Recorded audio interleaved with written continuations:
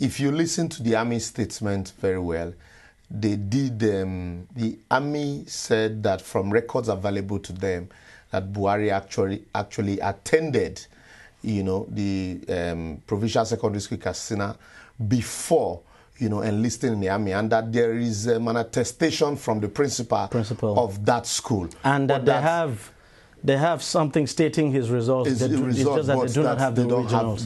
They don't have copies. And if you stretch that a little bit further, for you to have these results, the implication is that you had copies of the results.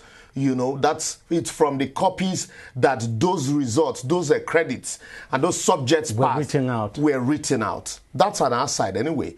And then Buhari now issuing a press statement to say, well, now that the Army had come out to say, well, they don't have my certificate. I had assumed an assumption all along that they were with them. Now I have applied to the secondary school to release the certificate, since the people I assume had it all along do not have it. You're a lawyer, so is that perjury? Because that's what it is not. We should not try to stand logic on its head. The best he can do is to depose to a further and better affidavit to say, as at the time, because the information he deposed in that affidavit, to the best of his knowledge, as at the time he deposed to it, was true. Until the military came out to say, no, we don't have them. And it says, okay, if you don't have them, then the secondary school I attended must have them. And so now that the secondary school has released that information, at best you depose to a further and better affidavit. That does not invalidate the first one. What it simply means, there are still some information in the first one that can be taken out. That is why you cannot even withdraw that former one. You just depose to a better one to say, now I have better information. So for me, I think what Fani Kayode is basically doing is leaving the issues and chasing shadows. The election, basically, Deji, it's a referendum, what I would term a referendum on the tenure of President Jonathan. It had less to do with Buhari. If you listen to, what the people on the street are saying, that if you like, Buhari likes, let him bring an invoice for a certificate, and that they would accept it, because it's like passing a vote of no confidence. If you read what's going on in the social media on the president, I'm not here to campaign for anybody, but let's address the issues. What I expect PDP to be doing at this time, I have consistently said, is showcase your achievements, if any, and then the areas that where you feel you could not measure up, or where your expectations, you couldn't meet up with the expectations, be honest about it and say, look, in so and so area, I expected to meet this target, but I couldn't. If given the another opportunity, this is how I'm going to do it differently. And these are the results. I hope I'll be able to achieve those results. Addressing this issue of certificate or no certificate, that had taken 1 week off the main issue. And now the certificate is out. What next? Will you say the man didn't wear his school uniform to secondary school? We all know this is not the first time Buhari would be running for the presidency. He's actually done so on 3 different occasions. So why now? Why is now so different? I think somebody because it's quite surprising that before now, nobody came up. If you look at it, I will take it from two perspectives. You'll find out that all the while, they probably had not viewed Buhari as a threat. So basically, and if you also agree with me that before now, all the major opposition parties were what you would term, small opposition parties.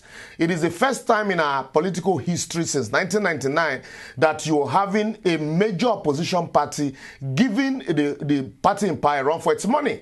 And so the candidates of the opposition party also, with each passing day, is garnering sympathy from the public as a result of the lack of the party in power to showcase what they have, what their achievement, or what they have to offer.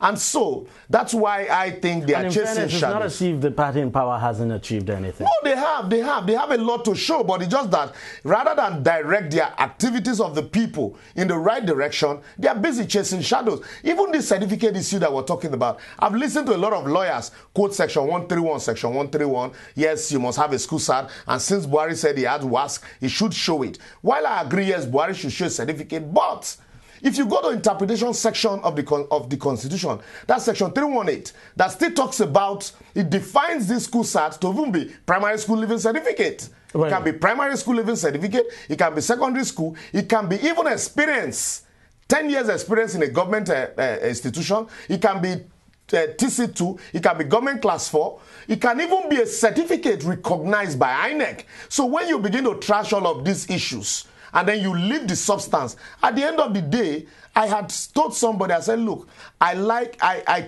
the response that the APC is giving PDP. They intentionally drag them away from the main issue.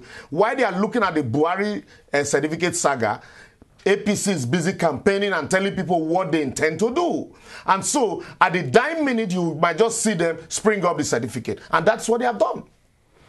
Tell me INEC's position on all of this. Some people have come out and said, look, INEC should just disqualify him. And of course, INEC has come out and said, look, we do not have the power. INEC don't have the powers to disqualify. If you look at section 31 of the Electoral Act, and let me even start from, if you remember the Atiku and the INEC, when Obasanjo used the instrumentality of INEC to disqualify Atiku. And the Supreme Court rose in his defense to say, no, you do not have that powers. Those are not part of the powers of INEC as prescribed in the Constitution.